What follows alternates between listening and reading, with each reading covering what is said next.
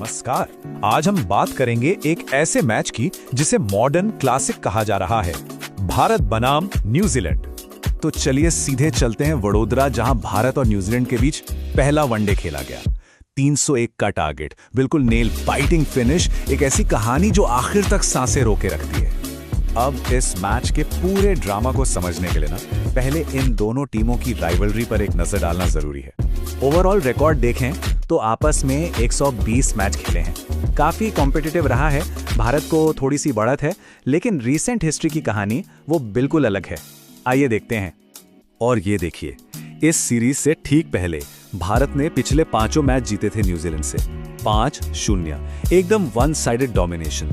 तो सबसे बड़ा सवाल यही था, क्या न्यूजीलैंड इस हार के सिलसिले को रोक पाएगा? तो मैच शुरू हुआ और टॉस हारकर पहले बैटिंग करने आई न्यूजीलैंड।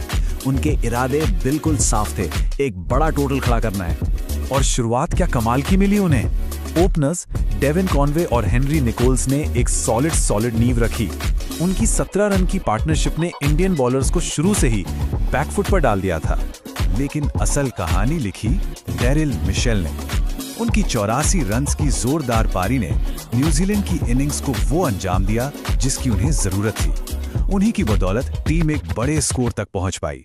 तो आखिरकार न्यूजीलैंड ने बोर्ड पे लगा दिए पूरे 300 रन, मतलब भारत को जीत के लिए चाहिए थे 301। एक काफी चैलेंजिंग टारगेट। अब शुरू हुई इस मैच की सबसे एक्साइटिंग कहानी, इस टारगेट का पीछा। ये चेज आसान नहीं होने वाला था। मोमेंटम बदला, टेंशन बढ़ी, एकदम रोलर कोस्टर राइड थी। भारत की शुरुआत अच्छी रही, रोहित शर्मा और शुभमन गिल ने रन बनाए, लेकिन इस चेज की जान थे विराट कोहली। उनकी 93 रनों की मास्टर क्लास पारी ने ही इस चेज को जिंदा रखा। सही मायनों में उन्होंने दिखा दिया कि उन्हें चेज मास्टर क्यों कहते हैं। तो एक तरफ कोहली एंकर थे, तो दूसरी तरफ से शुभमन गिल और श्रेयस अय्यर ने भी क्रूशियल इनिंग्स खेली। इन सबके कॉन्ट्रीब्यूशंस ने ही भारत को रेस में बनाए रखा। लेकिन फिर विकेट्स गिरने लगे और सबसे बड़ा झटका लगा जब विराट कोहली अपनी सेंचुरी से बस 7 रन दूर आउट हो गए। अचानक से मैच फंस गया। आखिरी 18 गेंदों में चाहिए थे 18 रन। मामला एकदम बराबरी का हो गया था।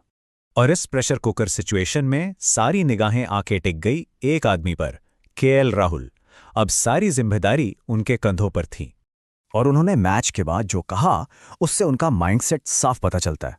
मैं अंत में काफी शांत रहा।